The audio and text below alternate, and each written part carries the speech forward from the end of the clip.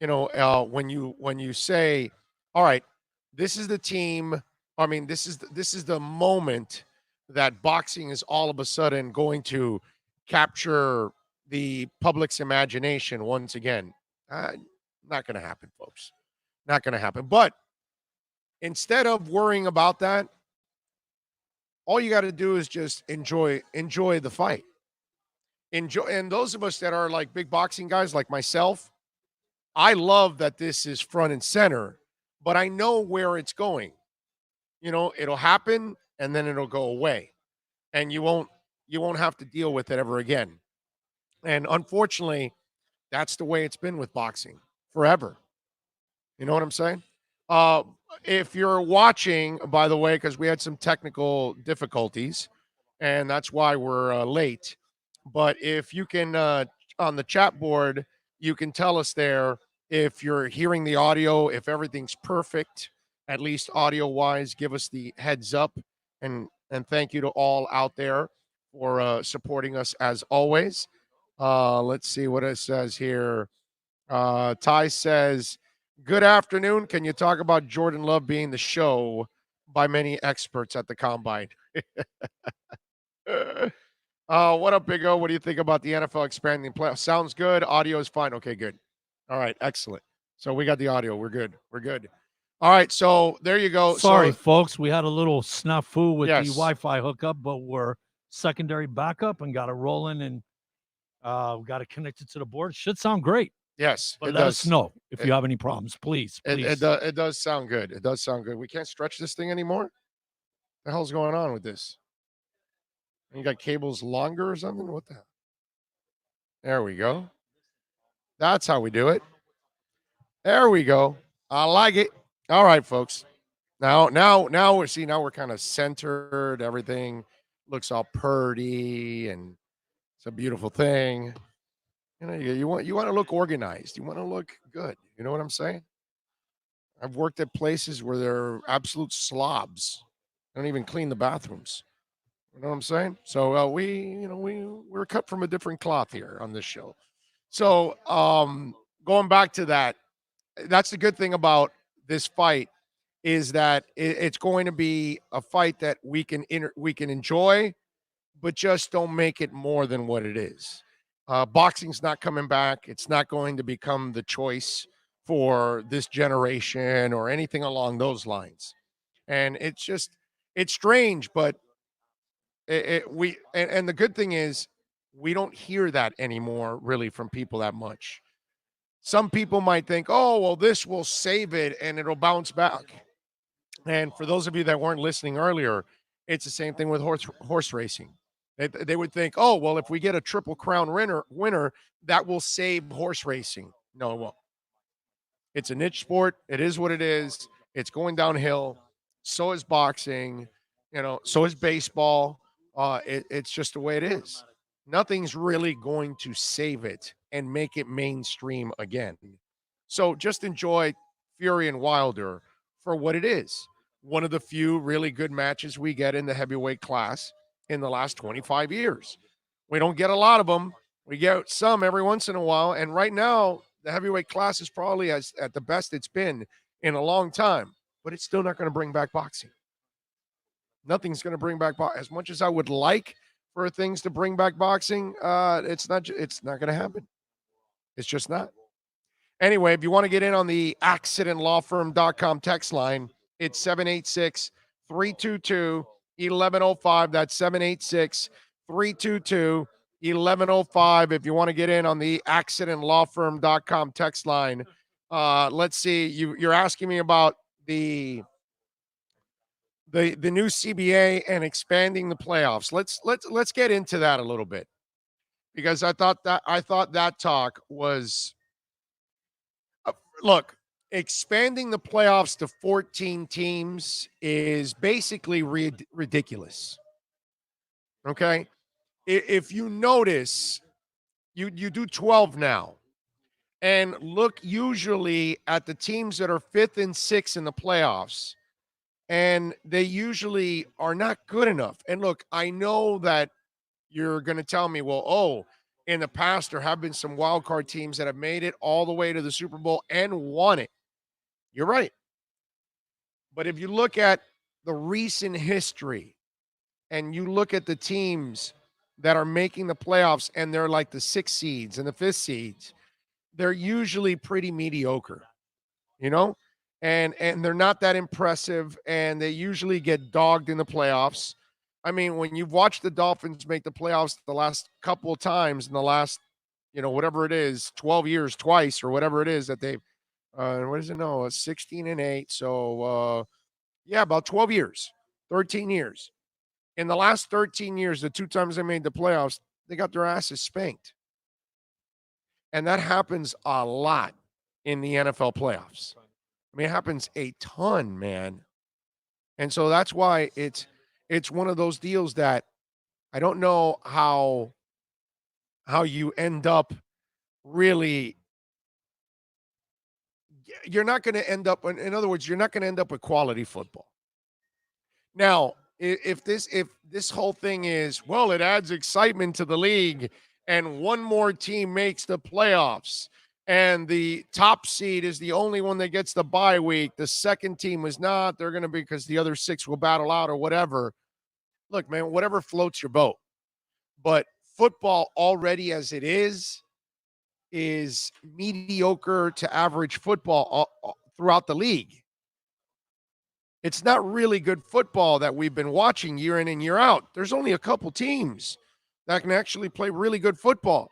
There's a lot of bad and mediocre teams in the NFL.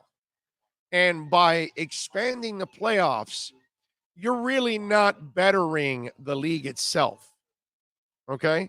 You're just not. And that to me is the part that is kind of a joke. That all we're doing is money grabbing here because that's what the owners are doing. It's one more team that gets into the playoffs, so more playoff revenue, but you're not improving the playoffs by any stretch. But they don't care because now they get money out of another fan base that's in the playoffs, right? They'll buy their playoff shirts, their playoff hats, all that wild card crap. I'm looking at the teams that were the wild cards this year, right? And let me see, who is it? Buffalo. You have Baltimore, Buffalo, Houston, Tennessee, Kansas City, and New England, right? This year, it was actually pretty decent. Like Buffalo is 10-6, but they really didn't have an opportunity at winning the title. It's not like they were going to win anything with Jared Allen, which, by the way, we do have a reporter that wrote a nice article on Jared Allen pointing out exactly how mediocre of a passer he is, and he'll always be, of course. You look at the year before, I think it was, let's see, we have Indy at 10-6, Chiefs, Chargers, Baltimore Ravens, and the New England Patriots. Okay, Ravens really didn't have much of a shot with Lamar. I know that they did better this year, obviously, and Tennessee shut them down a little bit. But you look at the back end of it. Normally, it's teams that Philadelphia was your wild card team in the NFC conference last year. Dallas, Chicago, New Orleans, and the Rams all were your divisional winners. And then you had the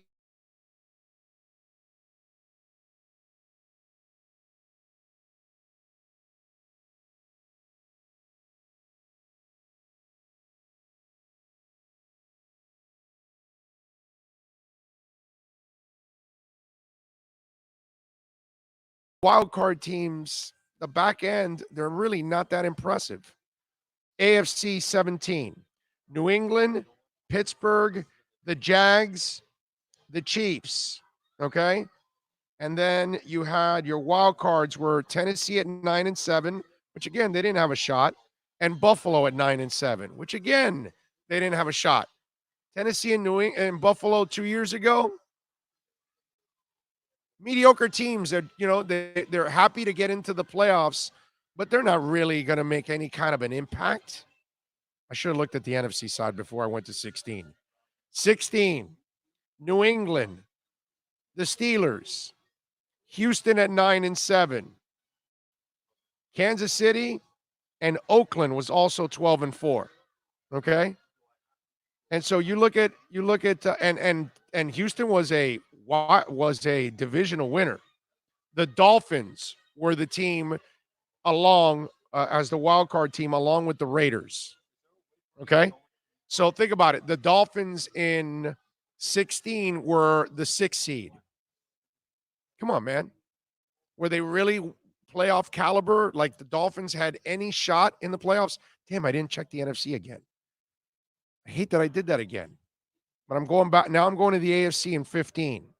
So New England, the Bengals, the Texans won at 9-7, and then the Broncos won at 12-4. Kansas City was 11-5 with Alex Smith, and Pittsburgh was 10-6. Those were your wild card teams. And again, the Kansas City team with Alex Smith, yeah, they made the playoffs, but were they any kind of an impactful team? Probably not. In the NFC side, the Redskins won the division. The Vikings won their division. Panthers were 15-1. Carolina was Cardinals were 13-3. Seattle was 10-6, and the Packers were 10-6.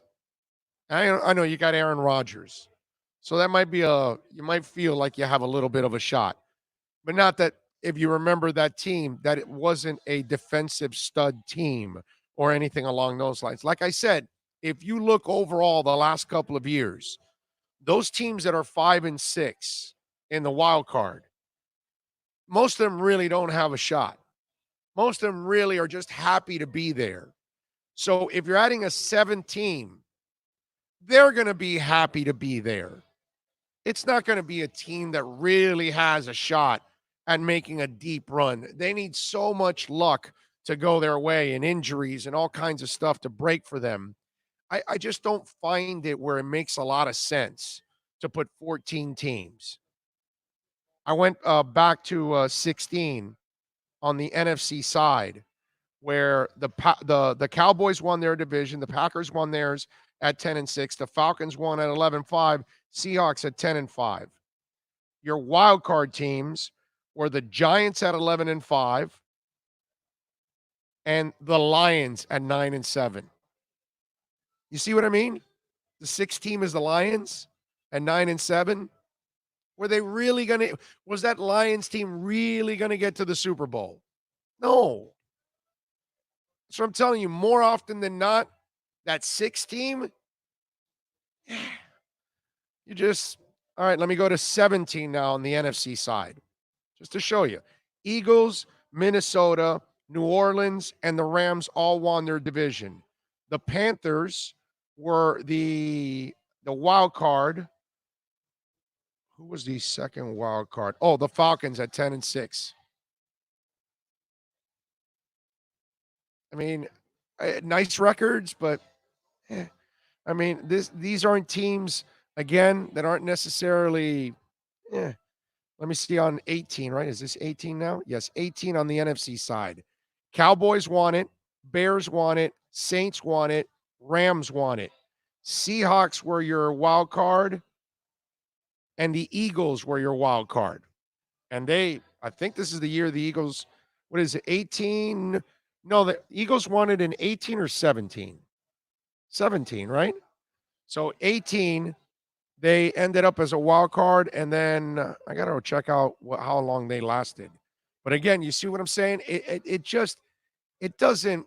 It's not something that is a lock. It's not really bettering your league.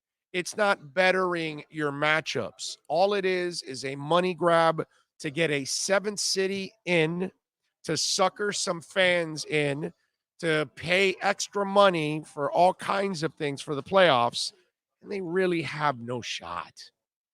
It's just I want to say the only years that we have that wackiness it was a 7-9 team. Was it Seattle or New Orleans but that won? Yeah. Oh, they won one game. One game, Yeah. right. They And beat the New other Orleans, right? right. Didn't they beat the It was Saints? New Orleans and Seattle. Right. And I can't But remember that who was the the 7 and building. 9. That was the building of a championship right. team. That That was was the their first early in. stages of a championship And team. they were 7-9, got in and won a game. So- The other so- one, obviously, is Arizona with Kurt Warner. Yeah, They were 8-8. 9. They were 9-7. They were I at think. 9-7 or 8-8. I think they were 9-7. Yeah. And their defense woke up finally, and they got all the way to the Super Bowl and almost beat the Steelers. No, Those are the only 2 years that I can remember and a that couple you have this where the wacky bottom guy and has a shot. And the wild card has won it.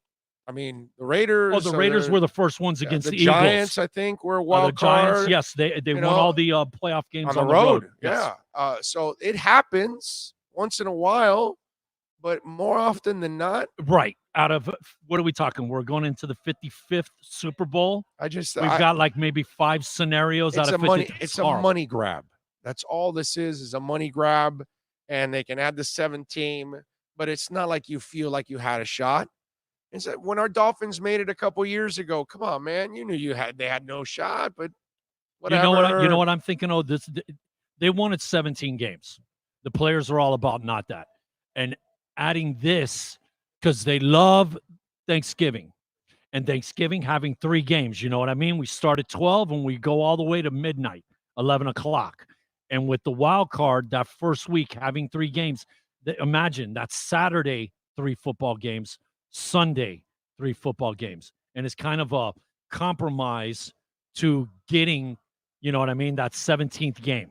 Right. You know, I really believe this is about that Saturday and Sunday, that wild card week, it being like Thanksgiving, 3 football games. Right. No, you're right. You're right. And let's face it, playoff games, probably more money.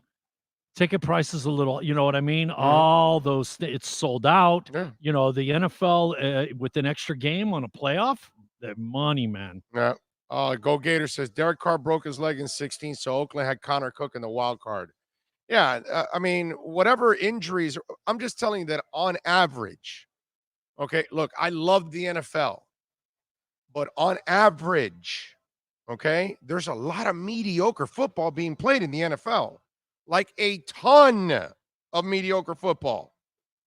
That's what I'm trying to tell you. All you're doing by adding an extra 14 teams in the playoffs, you're adding teams that don't belong in the playoffs. That's all. But that's how this world is.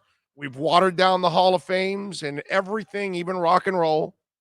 And we'll water down the playoffs because hockey and basketball allow more than half their teams in the playoffs. Both have 30. Both allow 16. That's more than half. You know, I get it. Once in a while, they had injuries all year and they weren't very good. And then all of a sudden now their team clicked at the end like the Giants, and their defense got on a roll because they have a nasty ass defense, and they ran the table and went all the way. I get it. Once in a while, it's going to happen.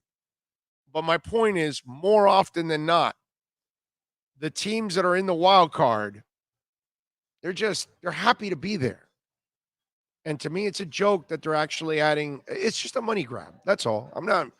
I'm just not naive to think that this is actually, you're doing something that's for the good of the game or anything along those lines. Dude, now 12 p.m. Get consistent on when we start, man. Let's be professional. I'm with you, Peter. I'm with you all the way, bro. So unprofessional. Ivan says 10 was 2 and 4 before Tannehill took over. There were third, fourth quarter. What? What are you guys talking about there? Let's see. You guys are talking to each other here. What do we have? How about cutting preseason, adding more regular season games? Well, they're going to try to add a 17th game. So we'll see. The prospected plan is 3 preseason games, which is going to 17, which is too many. You should have 1 preseason game, nothing else. Okay, that's all. Geesh, out here looking like a fiend trying to find Big O. I need my daily fix. Thank you, Ian. I appreciate you, my man. We had some technical snafus. So we were able to fix it and get it going. Let's see what else do we have here on the chat board. Big O, can you talk about the potential of landing Tua in Detroit? You got to go listen to the podcast yesterday, sir, or the day before. I think it's the day before, 2 days ago. I ripped all that stupidity already. Big O, all these reports about Gordon signing in Miami soon. This sounds like a non-story. What do you say? I have no idea what you're talking about. What Gordon are you talking about? Don't know what you're talking about, bro. Are you talking about like Josh Gordon? Who says anything about Josh? Is it Josh Gordon? I don't know what you're talking about. I haven't seen anything on Gordon signing soon. Okay, Big O, can you talk about the possibility of signing the CBA next week? I would think that they're not going to sign it next week. I've never seen these things be that smooth. I hope it is, so that way we don't have any stoppages or any issues. But I would imagine that it's too early in the game for them to agree so cleanly. You know what I mean? It's kind of odd that they would do something like that. Let's see. Good afternoon, Big O. Great show like always. I hope Finns draft Herbert. You think they need to draft another QB in the later rounds if they draft Herbert? Oh, well, if they draft Herbert, I would. And if they do take two at 5, I definitely would take another quarterback. So you can work with him throughout the year because Tua is just really going to be rehabbing mostly the entire 2020 season. All right, let's see what else do we have here. How about cutting? Okay, we got that. What else? A losing record can already make the playoffs. Yeah, I mean, once in a blue moon, right? I think didn't we have that? Was Zona one year like 7-9 or something? It can happen once in a while, but even if you're 8-8 or 9-7, even some of these 10-6 teams like Buffalo a couple years back, you knew they had no shot. You're just happy to be there. I mean, think about this. What was it that if I go back to what I had, right? And we check out in the AFC this year, who would have been the 7th team? Okay, that's the question, right? You got New England, Baltimore, Houston, and Kansas City winning the division. Okay. Buffalo was your wild card, and then Tennessee at 9-7. Do you know who the 7th team would have been? It would have been 8-8 Pittsburgh. 8-8 Pittsburgh's going to be your 7th team this year. Yeah, they would have played Kansas City. I mean, but it's stupid. The bye week would have been the Ravens. It's stupid. Why? Why would they be there? They have no business being in the playoffs. Money grab, man. That's all it is. Money grab. And that half percentage, that's the increase. That's where the players are going to want more. Tannehill had Titans one game away from Super Bowl as a 6th seed. Yeah, no, my man. Derrick Henry had them one game away from the Super Bowl. Ivan. Okay? But I mean, if you don't have common sense, I can't help you, Ivan. Let's see. Seahawks and Saints 2010 was infamous Marshall Lynch run. Yes, it was. Is this extra playoff game a precursor to adding another regular season? Well, they're already trying to do that. That's part of the CBA. They're trying to get to a 17th game eventually. Okay. Let's see. And what's my thoughts on the new tight end and Rosen staying? Well, where was Rosen leaving to? I'm sorry, I must have missed this. Where was Rosen leaving to? Did the Dolphins say they were cutting Rosen or something? I'm just wondering. Like some guy on Twitter goes to me, "Hey, so Dolphins talking about Herbert," and I'm like, "No, they're not." Who's talking about Herbert? Well, that's what the reports, and I go, "That's not the Dolphins. Those are reports." Have you followed the Eric Bieniemy story? Bieniemy and Colorado, a good match. Colorado not interested in Bieniemy. Bieniemy not looking for a college job. Oh, now Bieniemy is a target for Colorado. It just it's like every day somebody throws out something because there's no consequences to it. So that's why a lot of the reports that get out there a lot of times are wrong. So I'm not sure where Rosen was leaving in the first place. Why would a guy you're barely paying, why would you cut him? He's perfect as a backup right now. If he can't be your starter, he's fine as a backup. You know, I mean, it's just anyway, what are you going to do? Right? Ah, Ivan is I guess Ivan, are you the guy that keeps texting me about Tannehill all over the place? Brother, why don't you just root for Tennessee or root wherever Ryan goes? That's it. You be the sucker and fall for it. Go for it. Enjoy, my man. It's fine. Listen, Ivan, you're not that much of a blind ass fan. Okay? I mean, you are, but not the extreme of, let's just say, the Lamar Jackson people. There's a whole bunch of people, even current players, former players, that are buying into that. So that's fine. I mean, there's a lot of you out there that really don't know what a real quarterback looks like. So that's why you might say Andy Dalton can play, and that Ryan Tannehill can win, and that Josh Allen can win, and that Lamar Jackson can pass, or whatever. That's fine. I just have a much higher standard for a quarterback. I need a quarterback every once in a while to bail me out. Okay? Like say, okay, yeah, get on my back. Here we go. Those guys that I just talked about, they'll never be able to do it with their arms. But I'm fine. I'm fine.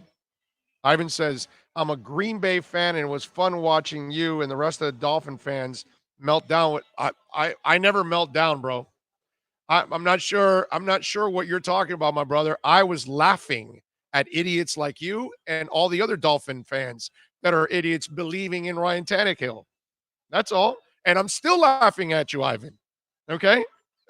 I'm still laughing at you. That's where I get the fun and the pleasure, is laughing at the idiots that actually think Josh Allen can play, or that Ryan Tannehill's a passer, or that Lamar Jackson can actually pass the ball. Lamar Jackson can't pass the ball by himself with no coverage. He can't hit the side of a barn. And Tannehill, the second the game gets like tight, gone. History. But that's fine. I mean, hey, I will keep laughing because I will keep being right. Okay? Pretty simple. I said it, that when the game got tight, Ryan Tannehill will not be able to bail you out. When the game got tight and Lamar Jackson can't run around anymore and he's got to use his arm in the pocket, he's cooked. Happened. Josh Allen, same thing. He wasn't running anymore. He wasn't catching a touchdown. Now they needed him to be a quarterback. He couldn't do it. So I laughed at the Josh Allen people. I laughed at the Lamar Jackson people, and I'll laugh at Ryan Tannehill, like you, Ivan. So it's, hey, man, listen, for me, it was fun this year. I enjoyed it because a lot of you fools were riding on the Lamar and Josh Allen and Tannehill bandwagons. So, Ivan, it's not one player for me. I had fun with three groups of fans that have no idea what a real quarterback looks like. Because if you think any of those three guys are actual passers, then I know you know nothing about quarterbacks. That's it. It's pretty simple. I get it when it's a reporter that wants to just root for Ryan Tannehill because he's getting information from him or something.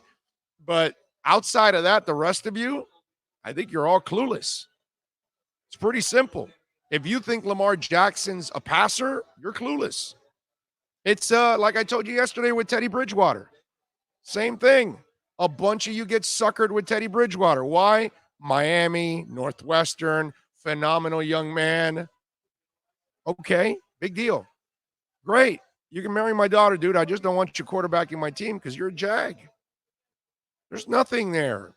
What are you going to do? You're never going to be able to compete in an explosive offense because you can't produce on explosive offense because you're not that quarterback. But again, I have plenty of people down here. We should sign Teddy Bridgewater. I just have so much fun with that. So, Ivan, trust me, I'm having fun at your expense and thousands others all across the country. Even guys that are on network and local radio, national radio, I'm laughing at all of them. Because in the end, with Tannehill, with Lamar Jackson, and Josh Allen, Ivan, I was laughing last. None of you were. I was, which is a beautiful thing. Anyway,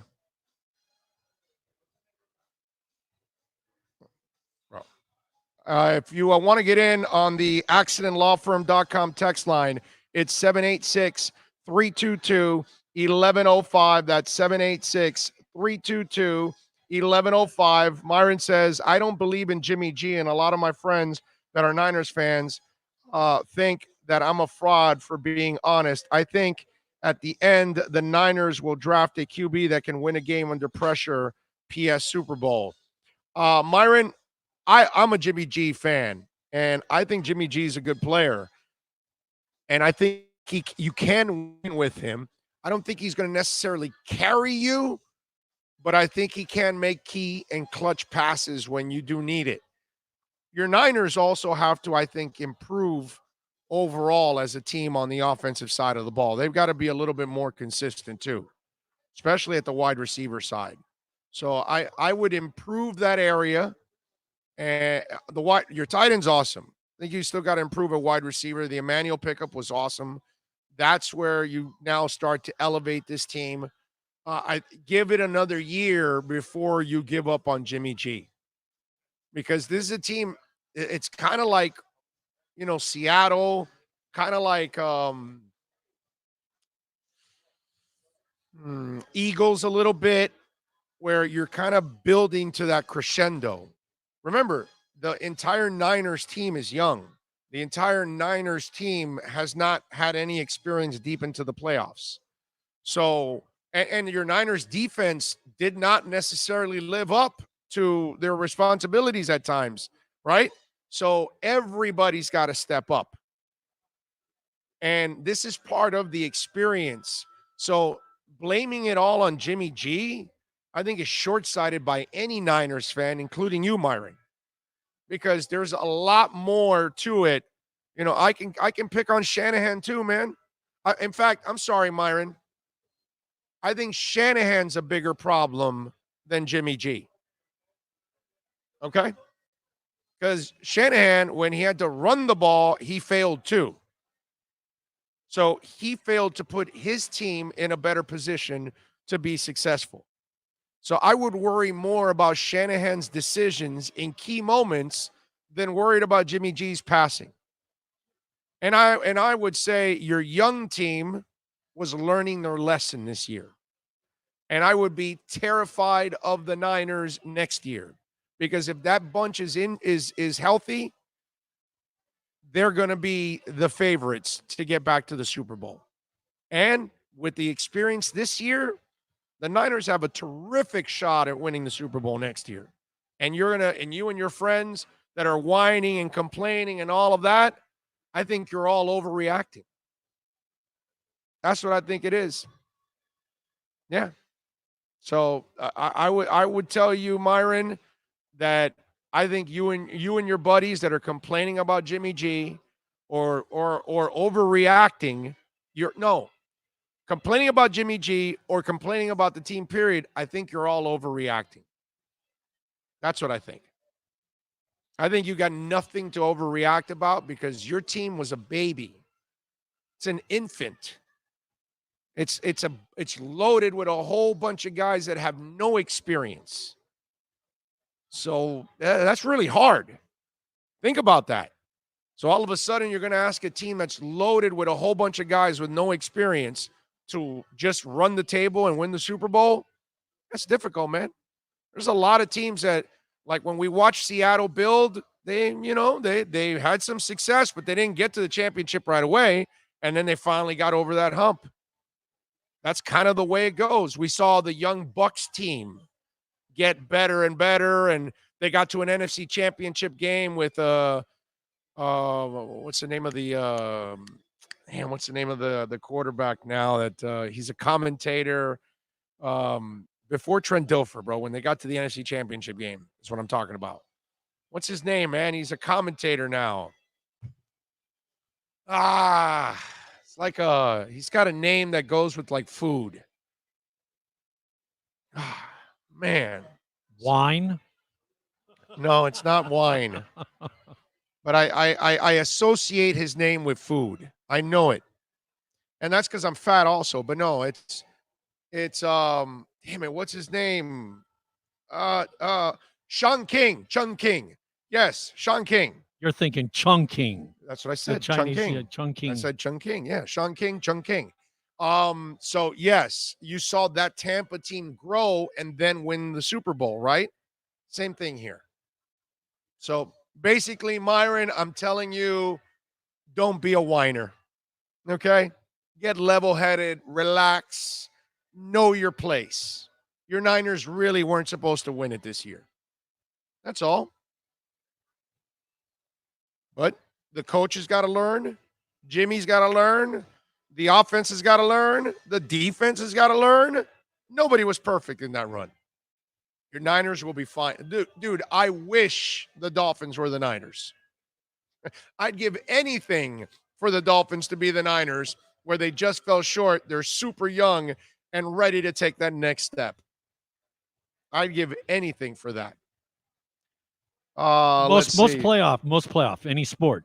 It's there's a gradual growth. I mean, even the Bulls back in the day with Michael, you remember? Yeah. They went from the first round to the second, got beat by Detroit, and they finally got to the championship. There's a gradual. It's a different beast when you get to the playoffs. Arm Dave says Sean Salisbury steak.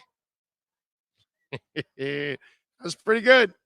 But no, they didn't. The Salisbury steak didn't go with Tampa to the NFC Championship game. You gotta help me out there. You know, when I tell you that, you got to put one and one together. And it was Chung King, because that's usually what I call him. 786-322-1105 if you want to get in on the Accident Law Firm. Can I give you some good news, man? Yes, sir. We have our regular hookup ready to rock and roll. All right, so at the top of the hour, we'll switch over is what we'll do. So, guys, basically, you're going to lose the YouTube for a minute or two. Yeah, at the top of the hour when we take a break. We're going to reconnect. We'll shut down, and then we'll start back up again, and then we'll get it going, and we'll start all over. At 1 o'clock, Kevin Lowley is going to join us from Yahoo to talk a little boxing. We talked a little boxing earlier. At 2:30, Michael Nania is going to join us from Yardbarker. He covers the NFL, and he had this Josh Allen article. Speaking of quarterbacks that can't get it done like Tannehill, Josh Allen, he wrote an article about him, which is kind of what I thought. It is what I thought about Josh Allen, but it's funny because if you talk to some people, they're kind of lazy and they just look at stats and they say, well, no, he's improved. And they just look at the stats. Look at the games. Watch the actual games. Problem is, stats can be spun any way you want.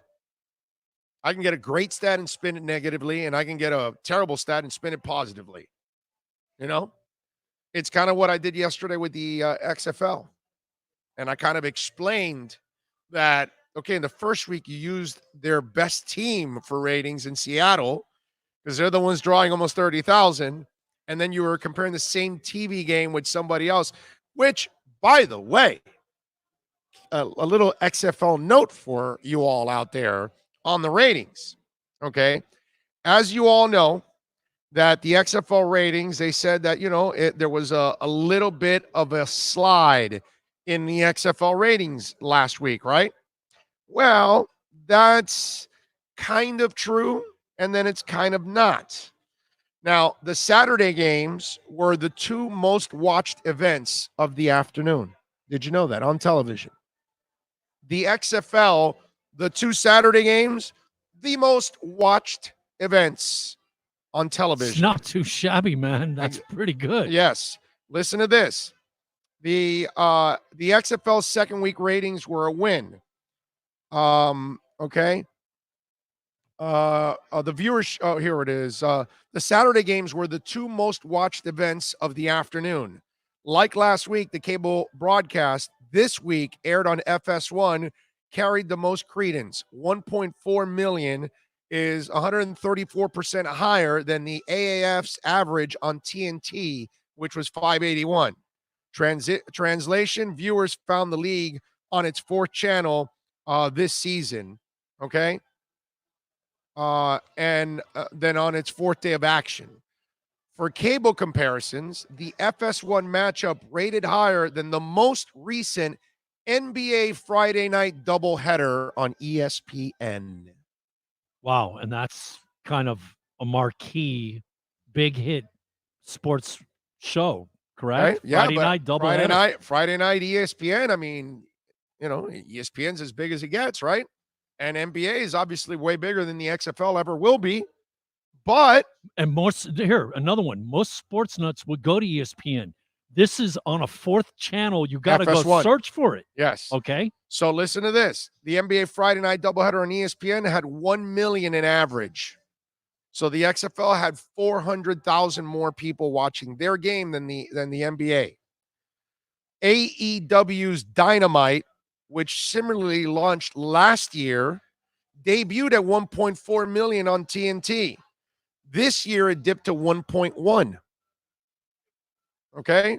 And AEW's Dynamite, is that like some wrestling or something? Or If I had to guess, yes. Sounds like it. You know where we're at with wrestling. I don't know. Yeah, I don't know. Based on the terminology and the way it sounds. But whatever, that show was pretty big at 1.4. Now Yeah. it's went to 1.1, so less than the XFL.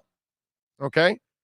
So Well, why watch fake sports when you can watch real sports, right? yeah. Last week's airing only drew 817,000. So it even went down. As doubters continuously point out, it's early, but yet thus far the XFL's viewership is at least on par with what other non-NFL and college football events average on the 4 channels: ESPN, ABC, Fox, and FS1, which, ladies and gentlemen, means if you maintain that, you're going to get a contract. You're going to get a TV contract. You'll be here to stay because you've got viewers.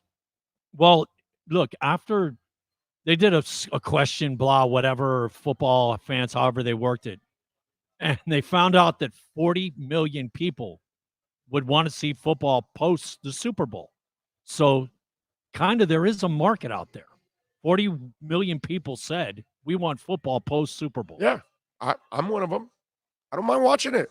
Hey, It doesn't bother like me I at said all. I like yesterday, it. hey, man, it's been pretty good. The changes they made are cool.